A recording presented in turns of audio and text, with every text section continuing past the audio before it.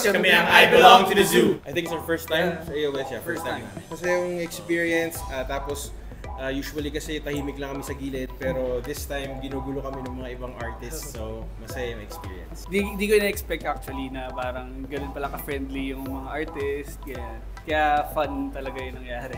Relax din yung vibe, medyo kinakabahan kami nung simula, pero okay yung environment. Sobrang sayang experience, first time namin na tumugtog dito, tapos may mga nakasabay kaming mga bigating artists. Usually, tahimik lang kami, pero yun, relax lang yung vibe. Relapse is a song about someone na naka-move on na, pero mayat maya naiisip niya pa rin yung ex niya. Ito, sa kwento lang to Sa kwento lang. Bawal magsabi ng pangalan. Bawal magsabi ng pangalan.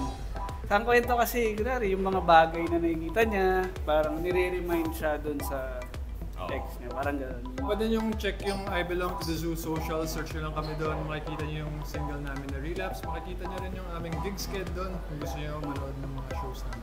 Also, follow us on TikTok at I Belong to the Zoo. Hindi kami sumasayaw, pero marami kayong makikita doon. Happy anniversary, All Out Sundays!